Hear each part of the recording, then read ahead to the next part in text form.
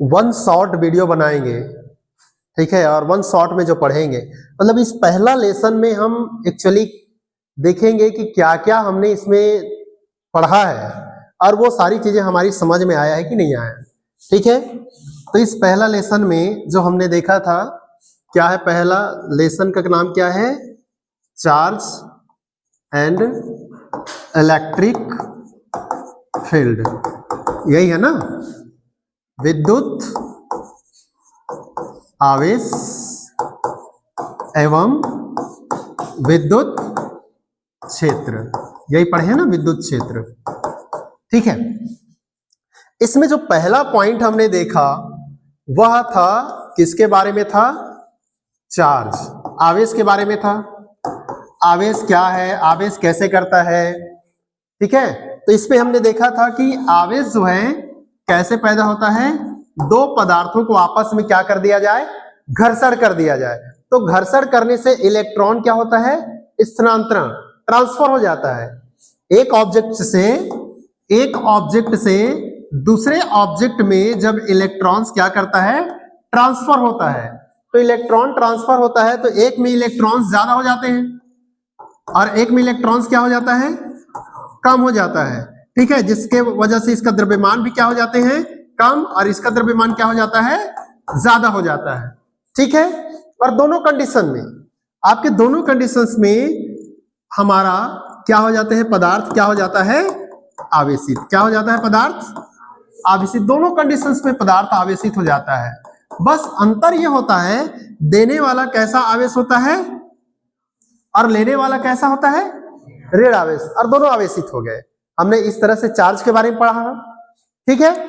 जैसे ही ये आवेश ग्रहण करता है, इसमें आवेश ग्रहण करने के बाद ये आवेशित हो जाता है, तो आवेशित होने के बाद इसमें कौन से गुण आ जाता है, कौन सा गुण आ जाता है, विद्युत का गुण आ जाता है, इलेक्ट्रिक गुण आ जाता है इसमें। और जब ये इलेक्ट्रिक गुण आ जाता है तो ये क्या करता है, हल्की हल्की वस्तुओं को अपनी ओर क्या करता है, आकर्षित करता है। लेकिन अगर हम प्लस और प्लस को पास में लाएं या माइनस और माइनस को पास में लाएं तो ये क्या करता है, प्रतिकर्षण करता है। लेकिन अगर हम प्लस और माइनस को ले आए, एक प्लस और एक माइनस को पास में लाएं तो क्या करता है, ये आकर्षण करता है, ठीक है ना। तो हमने आवेश के बारे में पढ़ा था, आवेश के कितने प्रकार होते हैं वो भी हमने पढ़ा था, आवेश का बिहेवियर क्या होता है ये हमने पढ़ा था, ठीक है। और आवेश के बारे में हमने जब देखा तो उसके बाद में हमने इस आवेश का एसआई मात्रक भी हमने पढ़ा। एसआई मात्रक, आवेश का एसआई मात्रक क्या था, कूलाम, ठीक है। और आवेश को किससे प्रदर्शित किया गया था, क्यू से, ठीक है ना। और इसके एसआई मात्रक को हम इस सी से प्रदर्शित किए थे, ठीक है। आवेश क्या है, क्यू, क्यू क्या कहलाएगा, आवेश, सी क्या कहलाएगा, इस आवेश का एसआई मात्रक, ये हमने पढ़ा था, ठीक है। आवेश दो प्रकार के थे, ये भी हमने पढ़ा था। तो इस पहले में अगर हम देखेंगे तो आवेश के बारे में इतना सब चीज हमने देखा। अब कहता क्या है कि हमने देखा था कि एक इलेक्ट्रॉन, अगर एक इलेक्ट्रॉन इस पदार्थ से इस पदार्थ में ट्रांसफर हो गया, कितने, एक इलेक्ट्रॉन यहां से यहां चला गया, तो इस पर आवेश का मान कितना होगा, तो एक इलेक्ट्रॉन पर आवेश का मान कितना होता है, 1.6 गुणा 10⁻⁻19 कूलाम होता है। ये भी हमने पढ़ा था, ठीक है जी, ये भी हमने पढ़ा था। फिर उसके बाद हमने क्या देखा कि एक कूलाम बराबर कितना इलेक्ट्रॉन होता है, एक कूलाम बराबर कितना इलेक्ट्रॉन होता है। तो हमने आवेश का क्वांटीकरण जब पढ़ा था ना, उसमें Q बराबर क्या पढ़ा था, Me। इसी सूत्र का उपयोग करके हमने एक कूलाम आवेश में कितने इलेक्ट्रॉन होते हैं ये हमने निकाला था। कितना होता है, 6.25 गुणा 10⁻18 इलेक्ट्रॉन, एक कूलाम में इतने इलेक्ट्रॉन होते हैं, ठीक है, ये देखा था। फिर हमने क्या देखा था कि अगर मान लीजिए एक गणित बनाया था कि एक पदार्थ A से इस पदार्थ B में इलेक्ट्रॉन जो है पर सेकेंड 10 के घात 9 इलेक्ट्रॉन जा रहा है। पर सेकेंड कितना इलेक्ट्रॉन जा रहा है? 10 के घात 9 इलेक्ट्रॉन जा रहे हैं। इकाई, दहाई, सैकड़ा, हजार, 10,000, 1 2 3 4 5 6 7 8 9। इकाई, दहाई, सैकड़ा, हजार, 10,000, लाख, 10 लाख, करोड़, 10 करोड़, अरब। 1 अरब इलेक्ट्रॉन 1 सेकेंड में कहां से कहां जा रहा है जी? ए से बी की ओर जा रहा है। तो 1 कूलाम इलेक्ट्रॉन को जाने में, 1 कूलाम को, ठीक है, 1 कूलाम यहां से यहां ग्रहण करने में, ए से बी में जाने में कितना समय लगेगा? तो हमने इसका भी हल किया था। लगभग कितना आया था जी? 198 वर्ष, लगभग 200 वर्ष। कितना आया था? 200 वर्ष लगते हैं। मतलब क्या है कि 1 कूलाम आवेश किसी को देने में बहुत ज्यादा समय लग सकता है। इसलिए कूलाम क्या होते हैं? बड़ी मात्रक है। कूलाम को क्या मानते हैं? बड़ी मात्रक। इसलिए छोटी मात्रक के लिए हम इसमें क्या लगाते थे? माइक्रो कूलाम के रूप में हम इसको डिनोट करते थे। तो ये भी हम इसके बारे में देखा था, पढ़ा था, समझा था, ठीक है ना। जब हमको आवेश समझ में आ गया, धन आवेश, ऋण आवेश समझ में आ गया, 1 इलेक्ट्रॉन पर आवेश का मान कितना होता है यह समझ में आ गया, 1 कूलाम आवेश में कितने इलेक्ट्रॉन होते हैं यह भी समझ में आ गया। तब हम आगे आए और आगे हमने क्या पढ़ा? जो आवेश है, ठीक है जी, आवेश है, इस आवेश का हमने क्या देखा था? इस संरक्षण नियम, इसके क्या क्या नियम होते हैं। तो पहला हमने देखा था आवेश चार्ज का एडिशन लॉ, है ना,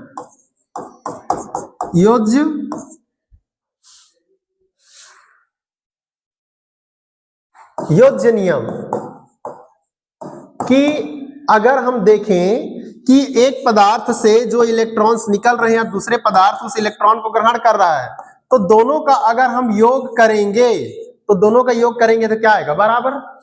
जितना यहां से निकला उतना वो उसने क्या कर लिया? ग्रहण कर लिया। तो दोनों को अगर हम प्लस करेंगे तो क्या हो जाएगा? 0, ठीक है। दूसरा हमने क्या निकाला था?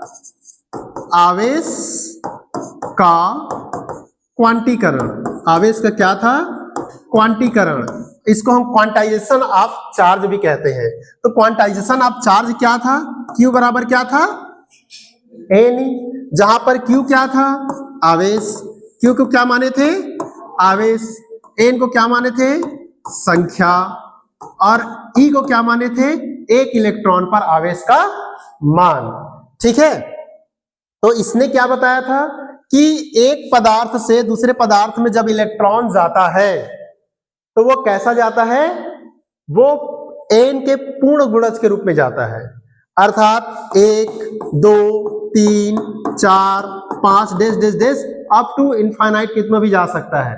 लेकिन 1/2 के रूप में, 3/2 के रूप में, 5/6 के रूप में ऐसा नहीं जाता है। आधा नहीं जाता है, पूरा जाता है, ठीक है ना। ये किसने बताया था? आवेश के क्वांटीकरण में देखे थे। तीसरा हमने देखा था आवेश का संरक्षण नियम। कौन सा नियम? आवेश का संरक्षण नियम, कंजर्वेशन ऑफ लॉ। तो कंजर्वेशन ऑफ लॉ में हमने क्या देखा? तो कंजर्वेशन ऑफ लॉ में हमने देखा कि यहां से अगर मान लीजिए कि 5 इलेक्ट्रॉन निकला तो इसने कितना ग्रहण किया?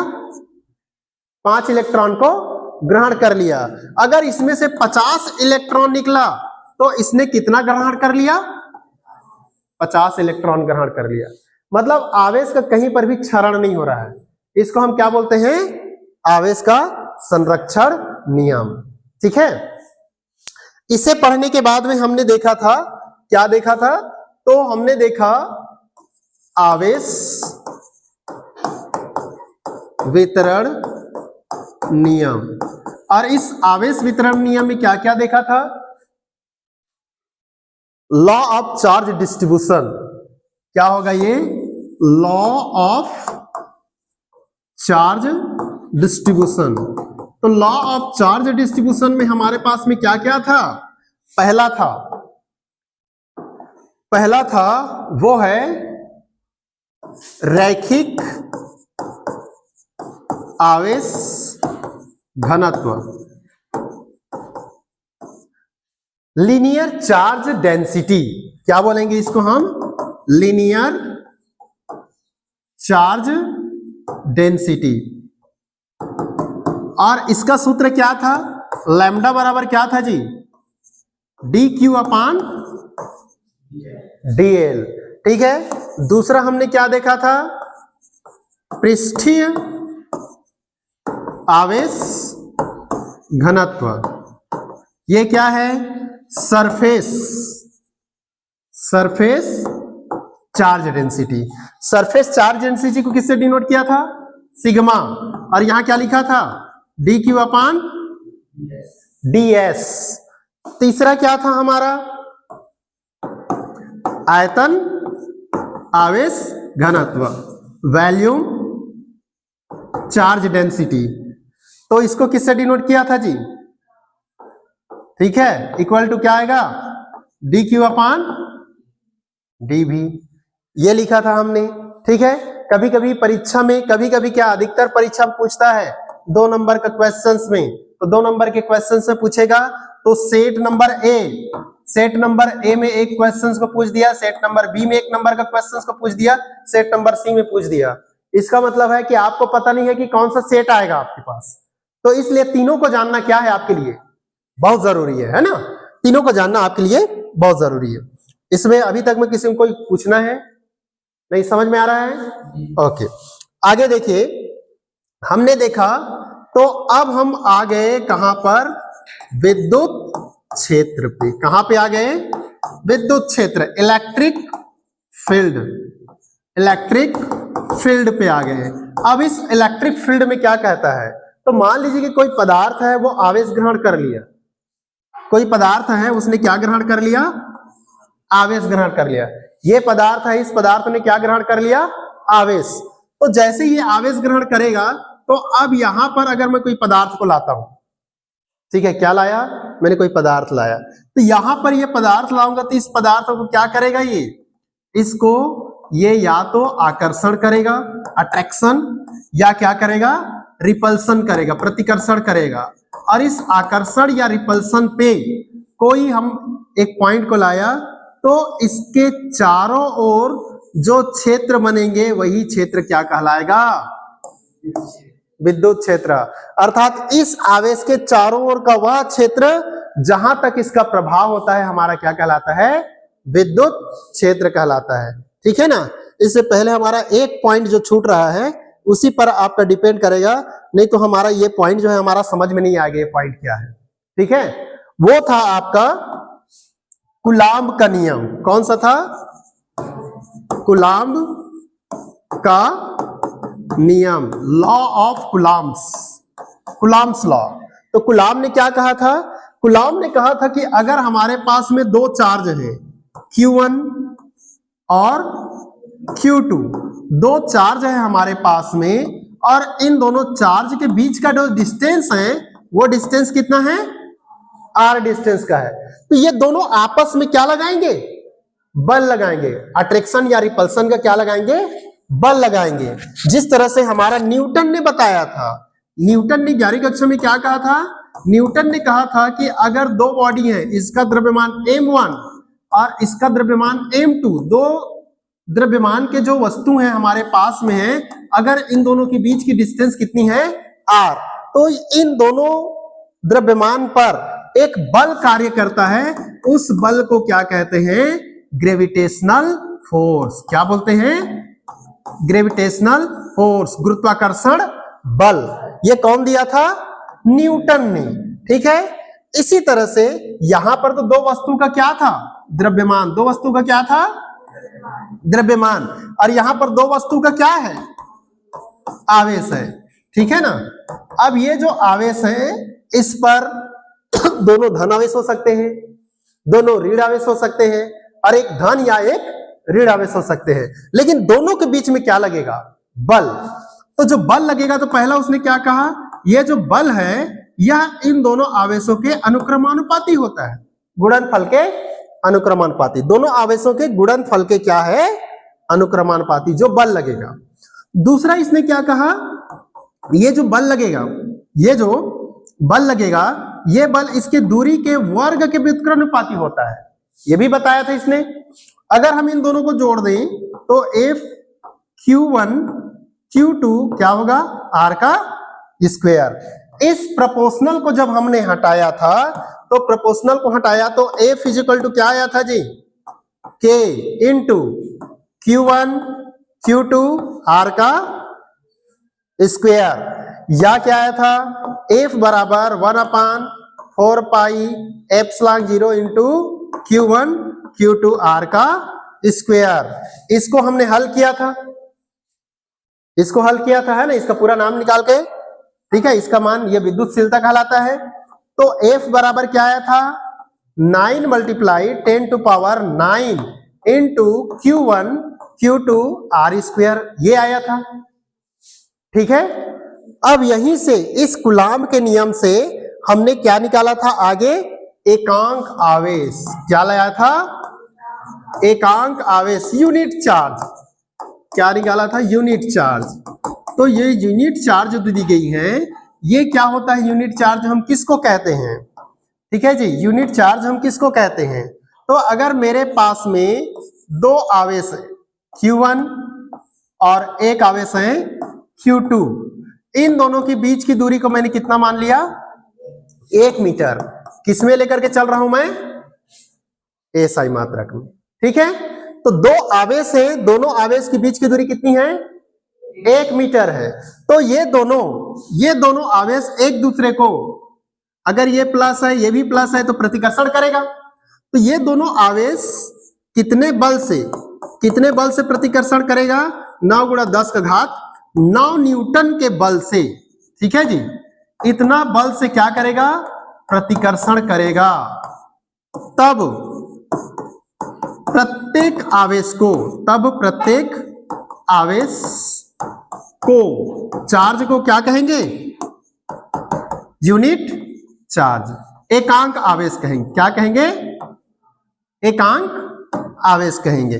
समझ में आ गया, ये किसमें था, एसआई में। अगर मैं सीजीएस के बारे में बात करूं तो ये आपका क्या होगा, Q1 एक आवेश होगा, आगे जाएंगे Q2 ये दूसरा आवेश होगा। अब इन दोनों के बीच की दूरी कितनी होगी, किसमें आएगी, सेंटीमीटर में।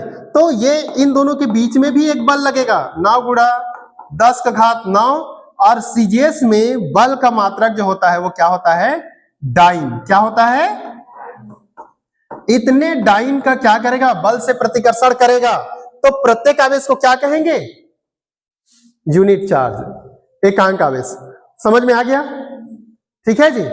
अब कूलाम का नियम और इस बल को लेकर के गुरुत्वाकर्षण और कूलाम का जो बल है, ठीक है, उन दोनों बलों की क्या किया गया था, तुलना, किसका ज्यादा मान आता है, ठीक है, किसका किसका बोल रहा हूं मैं, गुरुत्वाकर्षण, किसका जी, गुरुत्वाकर्षण और आवेश, कूलाम के नियम का जो आवेश है ना, उसके दोनों के बीच में कितना बल लगेगा। या जब आप ये करेंगे तो दोनों के सूत्र को आपको निकालने होंगे। एक किसका निकालेंगे, एफ जी बराबर क्या होता है, capital G into M1 M2 R square, और Fe विद्युत क्षेत्र के लिए निकालेंगे तो इसके लिए क्या होगा, K इंटू Q1 Q2 और क्या होगा, R स्क्वायर, ठीक है। K का मान आप 9 गुणा 10 घात 9 रख सकते हैं, और G का मान 6.67 गुणा 10 घात -11 रख सकते हैं। जब इसको हल करेंगे तो हल करने के बाद में आपको जो मिलेगा, Fe जो दिया गया है, ये Fe इससे 10 के घात 39 गुना ज्यादा होता है, मतलब ये बल काफी ज्यादा होता है, ठीक है जी। इसको हल करके देखना, 2.23 मल्टीप्लाई 10 टू पावर ऐसा कुछ है, ये सामने में मेरे ख्याल से 2 है, 2.03 ऐसा कुछ है, 10 टू पावर 39, मतलब बहुत ज्यादा। इससे इस गुरुत्वाकर्षण से ये जो आवेश का जो नाभिक का जो बल है ना, वो बहुत ज्यादा होता है। दूसरी बात क्या है, तुलना करेंगे तो गुरुत्वाकर्षण में हमेशा आकर्षण होता है, और इसमें क्या होते हैं, प्रतिकर्षण भी होता है। ठीक है, अब हम एकांक आवेश पढ़ लिए। अब इस एकांक आवेश के बाद में हम क्या पढ़ सकते हैं, विद्युत क्षेत्र। क्या पढ़ सकते हैं, विद्युत क्षेत्र। तो इस विद्युत क्षेत्र में मैंने क्या बताया कि किसी आवेश का वो चारों ओर का वह क्षेत्रफल जहां पर उसके क्या होते हैं, प्रभाव होता है, बल का प्रभाव होता है। यहां से इसका बल प्रभाव, ये देखिए, ये इसके क्या होंगे, इस किसी भी एरिया पर, ठीक है, किसी भी एरिया पर अगर आप जाएंगे तो आपका इसका विद्युत क्षेत्र मिलेगा। और एकांक आवेश को अगर आप लेकर के आते हैं यहां पर, ये जो एकांक आवेश है, इस एकांक आवेश को यहां लाएंगे, यहां लाएंगे, यहां लाएंगे, यहां किसी भी इस एरिया पे अगर लाते हैं तो इसको किसका सामना करना पड़ेगा, विद्युत क्षेत्र का। अर्थात इसको क्या मिलेगा, एक बल का क्या होगा, अनुभव। एक बल का अनुभव होगा, लगेगा इसको कहीं पर मुझे एक बल लग रहा है। तो जब इसको एक बल लग रहा है तो उस बल से ही इनको पता चल गया कि यहां पर कोई आवेश है। कब, जब हमने एकांक आवेश को इसके पास लाया। तो किसी आवेश का चारों ओर का वह क्षेत्र जहां पर उसका प्रभाव होता है, हम उसको क्या कहते हैं, विद्युत क्षेत्र का, विद्युत क्षेत्र कहते हैं। इसके बाद आगे हमने जो देखा था वो क्या था, तो वो था विद्युत क्षेत्र की तीव्रता, intensity of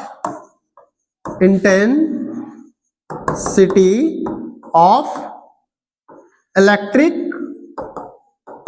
field, intensity of electric field. तो इसमें क्या होता था कि एकांक आवेश को विद्युत क्षेत्र में लाने पर जितनी बल का अनुभव होता है, जितनी बल का अनुभव होता है उसे विद्युत क्षेत्र की तीव्रता कहते हैं। ठीक है जी, यहां पर हमने क्या पढ़ा, एक बल का अनुभव होता है, वो विद्युत क्षेत्र है, लेकिन कितना बल का अनुभव होता है तो वो विद्युत क्षेत्र की तीव्रता होगा। ठीक है ना, इंटेंसिटी होगा। इसको हम किससे डिनोट करते हैं, E बराबर F/Q0 या Q। ठीक है, यह विद्युत क्षेत्र की तीव्रता है, या विद्युत क्षेत्र के बारे में जब आएगा तो आप ये बताएंगे, या F बराबर क्या लिखेंगे, QE। इसके बारे में भी हमने पढ़ा है। ठीक है जी, E बराबर क्या है, FQ। तो इससे हम क्या पढ़ सकते हैं, बिंदु आवेश के कारण, बिंदु आवेश के कारण किसी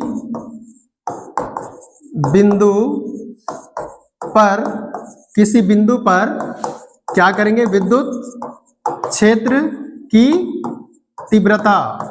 देखिए, बिंदु आवेश के कारण किसी बिंदु पर विद्युत क्षेत्र की तीव्रता, जैसे मान लीजिए कि यहां पर कोई एक आवेश है, यहां पर आवेश के r दूरी पर यहां पर कोई एक बिंदु P है जहां पर क्या है, एकांक आवेश है। ठीक है, तो इस आवेश पर विद्युत क्षेत्र की तीव्रता कितनी होगी, यहां पर विद्युत क्षेत्र की तीव्रता कितनी होगी। तो हमने इसको एकांक आवेश माना, और ये क्या था हमारा, एक आवेश है यहां पर। तो कूलाम का नियम क्या कहता है, इन पर एक बल लगता है ना, वो बल क्या था, 1/4 पाई एप्सिलॉन 0 Q0 R का वर्ग। अब इसमें विद्युत क्षेत्र की तीव्रता कितनी होगी, तो हम निकालेंगे विद्युत क्षेत्र की तीव्रता। तो विद्युत क्षेत्र की तीव्रता का सूत्र क्या है, E बराबर F बटा क्या है जी, Q0। मान को रखेंगे हम, F का मान रखेंगे ना इसको, तो 1/, क्या होगा, 4 पाई एप्सिलॉन 0 Q0 R का स्क्वायर इंटू ये वाला Q, इसको रखेंगे यहां पर, 1/, क्या हो जाएगा, Q0 क्या हो गया, कट गया। तो इसके कारण इस बिंदु पर विद्युत क्षेत्र की तीव्रता कितनी होगी, तो E बराबर 1/4 पाई एप्सिलॉन 0 इंटू Q/, क्या होगा, R का स्क्वायर।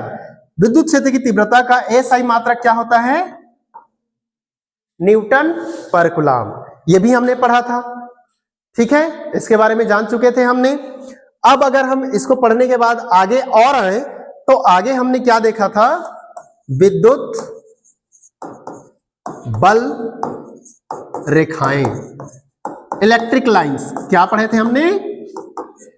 Electric lines. और ये इलेक्ट्रिक लाइंस की प्रॉपर्टीज क्या होती है? तो इलेक्ट्रिक लाइंस कहता है अगर प्लस आवेश है, ठीक है जी, प्लस आवेश है तो प्लस आवेश से निकल करके, केंद्र से निकल करके कहां जाता है? अनंत की ओर जाता है। और अगर वो माइनस आवेश है, क्या है? माइनस आवेश, तो अनंत से क्या करता है? केंद्र की ओर वो लाइनें आती हुई सी प्रतीत होती है। ठीक है। दूसरी क्या कहता है? प्लस से निकल करके, प्लस से निकल करके आवेश कहां जाता है? माइनस की ओर। प्लस से निकल करके कहां जाता है? माइनस की ओर जाता है। ठीक है जी, इस तरह से निकलते हैं इसके आवेश, ऐसे ऐसे निकलेंगे, ये गलत है, और ये इसमें इस तरह से आएंगे, ऐसा आता है। तो देखिए, यह जो आवेश है, इसकी जो ये रेखाएं हैं, यही क्या कहलाते हैं? विद्युत रेखाएं। यही क्या कहलाएंगे? विद्युत रेखाएं, काल्पनिक रेखाएं हैं। और ये रेखाएं कभी भी एक दूसरे को नहीं काटती हैं। दो विद्युत बल रेखाएं कभी भी एक दूसरे को नहीं काटती हैं। और अगर ऐसा काटती हैं कहीं पर, तो विद्युत बल रेखाएं कटेंगी, वहां पर दो स्पर्श रेखाएं बनेंगी, और दो स्पर्श रेखाएं बनेंगी जो परिभाषा के विपरीत है। इसलिए दो स्पर्श रेखाएं एक दूसरे को कभी नहीं काट सकती हैं विद्युत बल रेखाओं पे। ठीक है, तो विद्युत बल रेखाएं कभी भी एक दूसरे को नहीं काटती। और एक जो प्लस है, ये कभी बंद वक्र नहीं बनाता। प्लस या माइनस बंद वक्र नहीं बना सकता। क्यों? क्योंकि यहां से निकलेगा, ये अनंत की ओर जाएगा। माइनस है, ये अनंत से आकर के केंद्र पे आएगी, लेकिन एक ही लाइन ये निकल करके ऐसे करके इसमें नहीं आएगा, बंद वक्र नहीं बनाएगा। समझ में आ गया? ठीक है, ये हमने पढ़ने के बाद में हमने अब क्या देखा? तो अब देखा वैद्युत द्विध्रुव। क्या पढ़ा हमने? वैद्युत द्विध्रुव, इलेक्ट्रिक डाइपोल। क्या पढ़ा हमने? Electric dipole. और इस इलेक्ट्रिक डाइपोल में हमने क्या देखा? समान परिमाण के, क्या कह रहा है? समान परिमाण के दो विपरीत आवेश, समान परिमाण के दो विपरीत आवेश। ठीक है, परिमाण क्या है दोनों का? परिमाण क्या है जी? बराबर। ठीक है, अगर मान लीजिए कि -5 माइक्रोकुलाम है, तो ये क्या होगा? सॉरी, ये +5 माइक्रोकुलाम है, तो ये माइनस कितना होगा? 5 माइक्रोकुलाम। अगर ये 20 माइक्रोकुलाम है, +20 माइक्रोकुलाम है, तो ये क्या होगा? तो दोनों का परिमाण क्या है? समान है। और दोनों अत्यंत अल्प दूरी 2l या 2a दूरी पर हैं, तब हम इसे क्या कहेंगे? वैद्युत द्विध्रुव कहेंगे, इलेक्ट्रिक डाइपोल कहेंगे। ठीक है, और इस तरह के इलेक्ट्रिक डाइपोल कैसे बनते हैं? तो इलेक्ट्रिक डाइपोल के लिए भी बताया था, जैसे आपका NH2 है, O2 है, ठीक है, F2 है, और क्या था? NH3 है, H2O है, HCl है। इसका वैद्युत द्विध्रुव कौन सा होगा? तो वैद्युत द्विध्रुव को कहने का मतलब होता है कि जैसे ही हम किसी चार्ज को, आवेशित पदार्थ को पास में लाते हैं, तो जो धन ध्रुव हैं और जो ऋण ध्रुव हैं, धन ध्रुव और ऋण ध्रुव, धन ध्रुव और ऋण ध्रुव हैं, वो थोड़ा सा क्या हो जाते हैं? केंद्र से संपाती हो जाते हैं। ठीक है ना, थोड़ा सा अलग हट जाते हैं, एक तरफ प्लस हो जाता है, एक तरफ क्या हो जाता है? माइनस। ऐसी कंडीशंस में क्या बन जाते हैं? वो वैद्युत द्विध्रुव। तो ये वैद्युत द्विध्रुव है, ये भी वैद्युत द्विध्रुव है, ये है, ये वैद्युत द्विध्रुव नहीं है। ठीक है ना, ये हमने पढ़ा था। ठीक है, इसको भी वैद्युत द्विध्रुव के बारे में पूछता है, तो आप इसे भी अपने दिमाग में रख सकते हैं। आगे अगर हम देखें तो और क्या आएगा? तो वैद्युत द्विध्रुव आघूर्ण। क्या आएगा? वैद्युत द्विध्रुव आघूर्ण। इसको क्या बोलते हैं? Electric dipole moment. क्या बोलते हैं? Electric dipole moment. तो इलेक्ट्रिक डाइपोल मोमेंट में क्या कहा गया? तो हम इसी को लेकर चलेंगे। ठीक है जी, इसी को लेकर के चलेंगे, लेकिन अब इसमें क्या होगा, हम अगर इलेक्ट्रिक डाइपोल मोमेंट वैद्युत द्विध्रुव आघूर्ण के बारे में बात करते हैं, हम उससे ले लेते हैं किससे, P। किससे ले लेते हैं, P से लेंगे। और अगर हम इसका बराबर करेंगे किससे, तो इन दोनों में से किसी एक आवेश गुणा इन दोनों के बीच की दूरी। ठीक है, या क्या लिख सकते हैं, 2QL। ये क्या है, वैद्युत द्विध्रुव आघूर्ण। ये कैसा राशि है, सदिश राशि। कैसा राशि है, सदिश राशि है। तो हम ऐसा इसका चिन्ह सदिश राशि बना सकते हैं। ठीक है, अब आगे और देखें तो इसमें क्या होगा, एसआई मात्रक। इसका एसआई मात्रक क्या होगा, तो ये क्या है, क्यू को क्या बोलते हैं, आवेश। आवेश का एसआई मात्रक क्या होता है, कूलाम। आवेश का एसआई मात्रक क्या होता है, कूलाम। और ये क्या है, एल क्या है, दूरी। दूरी का मात्रक क्या होता है, दूरी का मात्रक क्या होता है, मीटर। तो इसको क्या कहेंगे, कूलाम मीटर। ये भी हमने पढ़ा है। ठीक है, अब ये वैद्युत द्विध्रुव आघूर्ण पढ़ लिया, तो अब क्या करें, तो अब हम कर सकते हैं कि अगर मेरे पास में एक प्लस क्यू आवेश है और एक क्या है, माइनस क्यू आवेश है। अच्छा, इसको थोड़ा सा मैं यहां करना पड़ेगा मुझको। ये प्लस क्यू आवेश है और ये क्या है, माइनस क्यू आवेश है। ए बिंदु पर और बी बिंदु पर रखी गई है। इन दोनों के बीच की दूरी कितनी है, 2L है। ठीक है, तो अब इस वैद्युत द्विध्रुव के कारण विद्युत क्षेत्र की तीव्रता निकालना है हमको, intensity of electric field due to a dipole moment. ठीक है, तो इस पर अगर मैं यहां पर एक केंद्र ले लेता हूं O। ठीक है, क्या ले लिया, O। इस O से मैं किसी एक पॉइंट पर यहां पर कोई P बिंदु ले लेता हूं, या इधर, दोनों में से किसी भी तरफ ले सकते हो ना, इधर ले लो या इधर ले लो। तो ये मैं इस तरफ बढ़ा रहा हूं या इस तरफ बढ़ा रहा हूं, तो किधर बढ़ा रहा हूं मैं, किस में बढ़ा रहा हूं, अक्ष में। इसलिए आपका वैद्युत द्विध्रुव के कारण विद्युत क्षेत्र की तीव्रता का पहला होगा, जिसको हम कौन सी स्थिति की बात करेंगे, अक्षीय स्थिति, इंड ऑन पोजीशन। क्या बोलेंगे, इंड ऑन पोजीशन। ठीक है, इंड ऑन पोजीशन, चाहे इधर हो या इधर हो। इस पर दूरी हम कितना ले लेते हैं, आर दूरी पर। यहां पी क्यों लिखा, क्योंकि यहां पर हमने एकांक आवेश को रखा। दूसरी कंडीशंस, क्या हम ये जो दी गई हैं इसे हम इस जगह भी तो रख सकते हैं ना, ऊपर रख सकते हैं ना, या नीचे रख सकते हैं, रख सकते हैं। तो ये जो 90 डिग्री के कोण में हमने यहां पर रखा, तो ये अब अक्ष नहीं है, अक्ष नहीं है, तो क्या है अब ये, निरक्षीय। कौन सी स्थिति है, निरक्षीय स्थिति है। निरक्षीय स्थिति को क्या बोलते हैं, ब्रॉड साइड पोजीशन। अब कौन सी पोजीशन पे चला गया है, ब्रॉड साइड पोजीशन।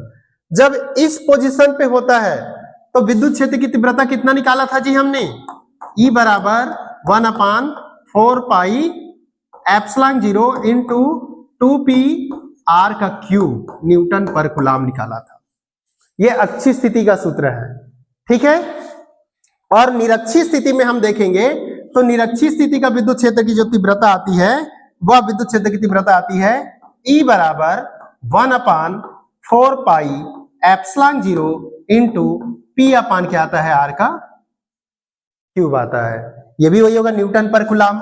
और अगर हम इसकी क्या कर दें, तुलना, किसका किसका, अक्षीय व निरक्षीय, किसमें विद्युत क्षेत्र की तीव्रता ज्यादा होगी। अगर हम ये लेकर के चलते हैं तो ऐसी कंडीशंस में देखेंगे तो आपका क्या हो जाएगा, अक्षीय। जब इसको भाग देते हैं तो अक्षीय 2 गुणा क्या आता है, निरक्षीय। ठीक है जी, इसका मतलब है कि अक्षीय स्थिति में जो बल मिलता है वो निरक्षीय स्थिति का क्या होता है, दुगुना होता है। निरक्षीय स्थिति में विद्युत क्षेत्र की तीव्रता क्या होती है, ज्यादा होता है, अच्छी स्थिति में ज्यादा, निरक्षीय स्थिति में क्या होती हैं, कम होती हैं। ये भी हमने पढ़ा, ठीक है, हमने समझा।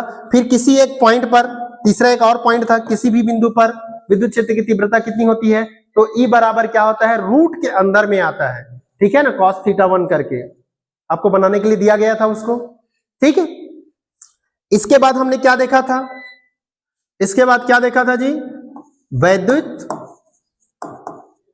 वैद्युत द्विध्रुव को कहां रखे थे, विद्युत क्षेत्र में रखने पर क्या बताया था, बल आघूर्ण, एक टॉर्क लगता है ना। जैसे ही हम एक समान विद्युत क्षेत्र है, इस एक समान विद्युत क्षेत्र में अगर वैद्युत द्विध्रुव को रख दिया जाए, ठीक है, वैद्युत द्विध्रुव को रख दिया जाए तो इस पर एक बल कार्य करता है। कौन सा बल है जी, F बराबर क्या बताया था, QE। F बराबर क्या बताया था, QE। ये दो बल कार्य करेंगे, एक इसको इसे नीचे लाने का प्रयास करेगा, ये क्या करेगा, ऊपर ले जाने का। तो ये जो घूमता है वही क्या कहलाता है, टॉर्क, बल आघूर्ण। तो टाउ बराबर क्या आया था इसका मान, PE साइन थीटा, या टाउ बराबर हमने क्या देखा था, P क्रॉस E। ये हमने लेकर के चला था वैद्युत द्विध्रुव आघूर्ण। फिर इसके बाद हमने क्या निकाला था, वैद्युत द्विध्रुव आघूर्ण के बाद कार्य क्या निकाला था, कार्य, कितना कार्य करना पड़ता है। तो W बराबर क्या आया था, W बराबर हमने क्या निकाला था, PE1 माइनस cos थीटा, ये निकाला था। फिर क्या निकाला था हमने, स्थितिज ऊर्जा, क्या निकाला था जी, पोटेंशियल एनर्जी, स्थितिज ऊर्जा। U बराबर क्या था, माइनस PE cos थीटा। और यहां से हमने बताया था कि थीटा का मान 0 डिग्री, 90 डिग्री और क्या रखे थे, 180 डिग्री। जब 180 डिग्री रखे थे तो स्थितिज ऊर्जा का मान धनात्मक आया था, और जब हम 0 डिग्री रखे थे तो माइनस PE आया था, और 90 डिग्री रखे थे तो क्या आया था, 0। क्या क्या आया था आपका, माइनस PE आया था एक कंडीशंस में। कब आया था ये, जब थीटा बराबर क्या रखे थे, 0 डिग्री। दूसरी कंडीशंस में क्या आया था, 0 आया था। कब, जब थीटा बराबर क्या रखे थे, 90 डिग्री, ठीक है। और तीसरी कंडीशंस में क्या आया था, प्लस PE। तो थीटा बराबर क्या रखे थे आपने, 180 डिग्री। तो स्थितिज ऊर्जा कब ज्यादा होता है, जब 180 डिग्री पे रहते हैं, ठीक है ना। इसके बारे में चर्चा किया गया था, यहां तक हमने पढ़ा था, ठीक है। इसके बाद में जो आपका पॉइंट आया था वो कौन सा था, सदिश क्षेत्र। क्या पढ़े थे हमने, सदिश क्षेत्र, एरिया वेक्टर। क्या पढ़ा था, एरिया वेक्टर, एरिया वेक्टर पढ़ा था। इस एरिया वेक्टर में हमने क्या देखा था, एरिया वेक्टर में क्या देखा था, एरिया वेक्टर किसको कहते हैं, तो अगर कोई एक सरफेस है, इस सरफेस के अगर बीच की एरिया को कहा जाए ds मानेंगे, तो यही क्या कहलाएगा, एरिया वेक्टर कहलाएगा, ठीक है। और इसके बाद हमने क्या पढ़ा था, विद्युत फ्लक्स। क्या पढ़ा था जी, विद्युत फ्लक्स।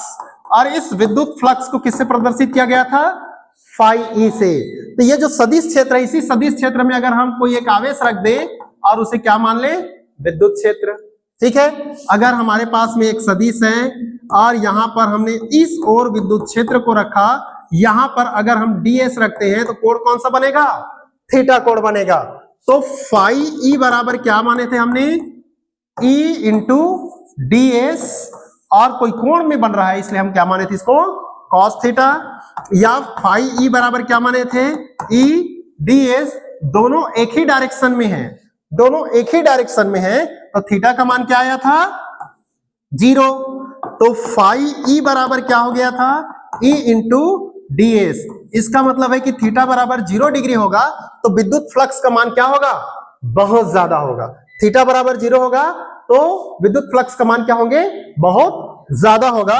और अगर थीटा बराबर 90 डिग्री होगा तो विद्युत फ्लक्स का मान क्या होगा, 0 होगा, ठीक है ना। यह हमने देखा था विद्युत फ्लक्स के बारे में लेकर के।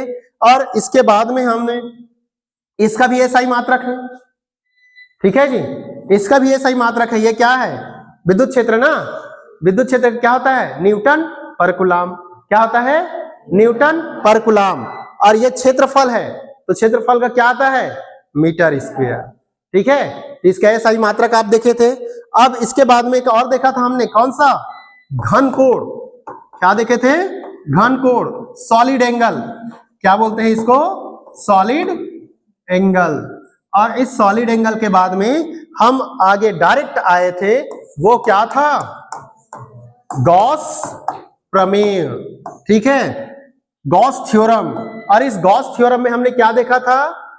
Phi e is equal to q upon क्या था जी? Epsilon zero. और इसे मैंने कई बार सिद्ध करके बताया, 3-4 बार सिद्ध करके बताया कि गॉस प्रमेय बहुत बार पूछता है, इसलिए आपको जानना बहुत जरूरी है। ठीक है, तो इसमें तो हमको कुछ करना ही नहीं था। हमने देखा एक गोला बनाया, गोला के केंद्र में हमने प्लस क्यू रखा, यहां पर एक एरिया लिया इस तरह से, इस एरिया पे यहां पर कौन सा कोण बना? ठीक है, यहां से हमारा ये दिया था, ये कौन सा एरिया बना था? विद्युत क्षेत्र। यहां से कौन सा एरिया बना था? डीएस। यहां पर कोण क्या बना था? थीटा। इस प्लस के कारण यहां पर हमने अगर पी बिंदु माना है, तो यहां से विद्युत क्षेत्र की तीव्रता ई बराबर क्या लिया था? 1/4 pi epsilon zero Q upon क्या लिया था? आर का स्क्वायर लिया था। और ऐसी छोटी छोटी एरिया बनाया था हमने, है ना, और बहुत सारे छोटी छोटी एरिया बनाया था, तो हमने क्या लेकर के चला था? फाई बराबर ई डीएस कॉस थीटा, और कॉस थीटा का मान क्या माना था? 0। तो ई बराबर क्या माना था? डीएस। इस छोटी सी एरिया के लिए हमने इसको क्या ले लिया था? D phi E. तो आपका डी फाई ई हो गया। तो हमने क्या किया था? संपूर्ण के लिए चाहिए था, सभी के लिए चाहिए था, तो हमने क्या ले लिया था? D phi E. और इसको क्या ले लिया था? ई डीएस, या ई को बाहर कर दिया था और यहां पर क्या लिया था? डीएस। ई का मान कितना था? 1/4 pi epsilon zero into q upon क्या था? आर का स्क्वायर। और ये संपूर्ण दिया गया है पूरे गोले का वक्र पृष्ठ, तो क्या आया था? 4 पाई आर का स्क्वायर। आर से आर के स्क्वायर, पाई से पाई, और 4 से 4 कटा था, तो क्या मिल गया था? यही क्या था जी हमारा? गॉस प्रमेय था, है ना। ये हमने देख लिया था। और इस गॉस प्रमेय के बाद में हमने क्या देखा था? गॉस प्रमेय के अनुप्रयोग। एक अनंत लंबाई का तार जो पूरी तरह से क्या है? आवेशित है। और इस आवेशित पर अगर यहां पर विद्युत क्षेत्र की तीव्रता हमको निकालनी हो, तो कैसे निकालेंगे? तो हमने क्या बताया था? इसके लिए हमको क्या बनाना पड़ता है? एक गॉसी पृष्ठ। क्या बनाएंगे? गॉसी। और यहां से इसका दूरी हमने क्या ले लिया था? आर। ये छोटा सा एरिया था। अगर ये टोटल लंबाई कितनी है? एल, तो यहां तक की लंबाई क्या होगी? डीएल। तो यहां से हमने पुनः वही वाला सिस्टम लेंगे। ये आपका क्या होगा? ई। ये क्या होगा आपका? डीएस। यहां पर क्या होगा? थीटा। तो ये हमने E1 ले लिया, तो मान लीजिए हम इसको क्या ले ले? E2। और इधर क्या ले लेंगे? E3। ये दोनों क्या कोण बना रहे हैं? कितना कोण बना रहा है? तो विद्युत फ्लक्स का मान क्या आ जाएगा? 0। सिर्फ यहीं पर विद्युत फ्लक्स का मान आएगा, और इस एरिया पे विद्युत फ्लक्स का मान आएगा। तो विद्युत फ्लक्स का मान लेकर के चलेंगे, और विद्युत क्षेत्र की तीव्रता क्या कर लेंगे? हम निकाल लेंगे। ठीक है ना। तो विद्युत क्षेत्र की तीव्रता कैसे निकालेंगे? तो फाई ई बराबर, यहां पर विद्युत क्षेत्र की तीव्रता क्या आएगी जी? 1/, क्या आएगा? 4 पाई एप्सिलॉन जीरो, और क्या लिखेंगे? क्यू। और अपान में क्या आएगा? आर का स्क्वायर। ठीक है ना। और कौन सी एरिया लेंगे हम? डीएल। कौन सा एरिया लेंगे? डीएल। तो हमने एक छोटी सी ए के लिए लेंगे, तो डी फाई हो जाएगा। और फिर क्या करेंगे? इसको समाकलन करेंगे ना। क्या करेंगे? समाकलन करेंगे। तो ये जो एरिया है, इसको हमने क्या माना है? ई। तो हमारा क्या हो जाएगा? जब हम इसको लेकर के चलेंगे, तो फाई ई, ये हो गया आपका ई। इसको मैं नहीं लिखता हूं, सिर्फ ई को लिखता हूं। और ये एक छोटी सी जगह के लिए था, संपूर्ण जगह के लिए लेंगे तो क्या हो जाएगा? डीएल। ये क्या है? बेलन का वक्र पृष्ठ। बेलन का वक्र पृष्ठ कितना आता है? बेलन का वक्र पृष्ठ कितना होता है? 2 पाई आर एल। ठीक है ना, 2 पाई आर एल हो गया। अब फाई का मान कितना होता है? क्यू अपान क्या होता है? Epsilon zero. ई इंटू क्या हो जाएगा? 2 पाई आर एल। तो ई बराबर क्या लिखोगे जी? ये नीचे में आ जाएगा ना, ऊपर होगा क्यू और नीचे क्या हो जाएगा? 2 पाई एप्सिलॉन जीरो और क्या होगा आर और एल। ये आपका रैखिक आवेश घनत्व होगा। क्या होगा? रैखिक आवेश घनत्व। तो रैखिक आवेश घनत्व क्या होता है जी? लैम्डा बराबर Q अपान L। तो Q बराबर क्या हो जाएगा? Lambda into L। उस मान को यहां पर रख दो। तो जब हम यहां पर रखेंगे लैम्डा इंटू क्या रखेंगे, तो L और L क्या हो जाएगा? कट जाएगा। L और L जैसे ही कटेगा तो आपका क्या हो जाएगा? E बराबर हो जाएगा ऊपर में लैम्डा और नीचे क्या आ जाएगा? 2 पाई एप्सिलॉन 0 इंटू क्या हो जाएगा? R। ये किसके लिए हो गया? हमने गाउस प्रमेय की सहायता से एक बेलन का निकाल लिया। इसी तरह से किसका निकालेंगे? एक समतल चादर जो आवेशित है, इस अनंत समतल चादर के आवेशित पर भी विद्युत क्षेत्र की तीव्रता कितनी होती है निकाल लेंगे। और क्या निकाल सकते हैं? जो गोला है उस गोले के लिए भी हम क्या कर सकते हैं? विद्युत क्षेत्र की तीव्रता निकाल सकते हैं। एक आखिरी पॉइंट इसमें रह गया था। वो आखिरी पॉइंट कौन सा था कि हम क्या करेंगे? गॉस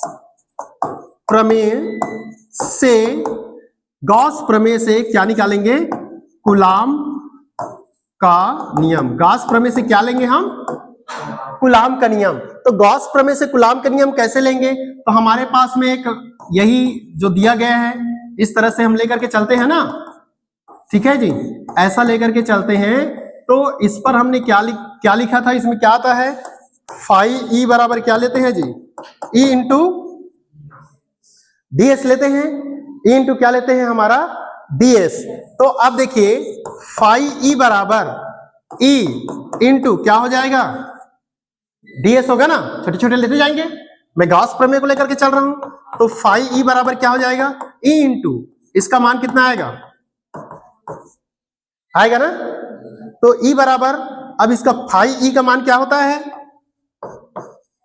होता है ना, फाई का मान होता है ना इतना। अब क्या हो जाएगा? E इंटू 4 पाई आर का स्क्वायर। अब E बराबर करूंगा तो क्या हो जाएगा? ये बटे में आ जाएगा। ये क्या आ जाएगा? बटे में। तो क्या हो जाएगा? 1/4 पाई एप्सिलॉन 0 है कि नहीं? देखो 4 पाई एप्सिलॉन 0 और Q अपान क्या हो जाएगा?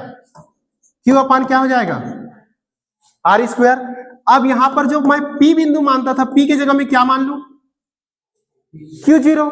तो P के जगह में Q0 मानूंगा तो विद्युत क्षेत्र की तीव्रता क्या हो जाएगी? E बराबर क्या लिखूंगा मैं? 1/4 पाई एप्सिलॉन 0 और क्या हो जाएगा? Q0 R का स्क्वायर। ठीक है ना। या फिर हमारा E का मान कितना होता है? F/Q0। क्या होता है? F/Q0 होता है ना। इसका मान होता है F/ क्या होता है? Q0। तो यहां से भी आप लेना चाहे तो ले सकते हैं, डायरेक्ट इसको ये कर दो। F बराबर क्या हो जाएगा? 1/4 पाई एप्सिलॉन 0। Q0 इससे मल्टीप्लाई होगा तो क्या हो जाएगा? Q0 और क्या होगा? R का स्क्वायर। ये क्या है? ये क्या है? ये क्या है? ये कूलाम का नियम है। और ये क्या है? तो कूलाम का व्युत्क्रम वर्ग का नियम निकालिए करके कहता है। 5 नंबर का क्वेश्चन पूछेगा, कूलाम का व्युत्क्रम वर्ग नियम को सिद्ध कीजिए। तो आप गॉस प्रमेय को लेकर के चलेंगे और इसको सिद्ध करके बता देंगे। समझ में आ गया? इस तरह से आपका एक पूरा लेसन कंप्लीट हो गया। ठीक है जी, वन शॉट में आपका ये पहला लेसन पूरी तरह से कंप्लीट हो गया। कल जो है हम देखेंगे वो कौन सा होगा? पूरा मैथ्स देखेंगे। किसके लिए? नीट और जेई में किस तरह के क्वेश्चंस पूछते हैं या इससे जुड़ी हुई आपका जो क्वेश्चंस आएंगे उसको हम देखेंगे। अब देखिए हमने क्या क्या देखा। तो ये देखा हमने, इसे देखा, ये भी देखा, ये है, इसको ओम प्रकाश, ये सबको एक बार रिवाइज कर लेना। ठीक है जी, सभी लोग देख लेना इनको कि कहाँ पर क्या क्या बताया गया है और फिर उसके बाद इसे मिटा देना। ठीक है, मैं इसे नहीं मिटा रहा हूं, अभी इसमें रखा रहता हूं। ठीक है, जब मैडम आएंगी पढ़ाने के लिए तो आप इसको प्लस को दबा देना तो आपका आगे चला जाएगा। ठीक है, बाकी सारी जो दिया गया है इसे देखना, नहीं तो वीडियो में तो मैं बताऊंगा। ठीक है ना। और तो कल पूरी तरह से पढ़ करके आना है आप लोग।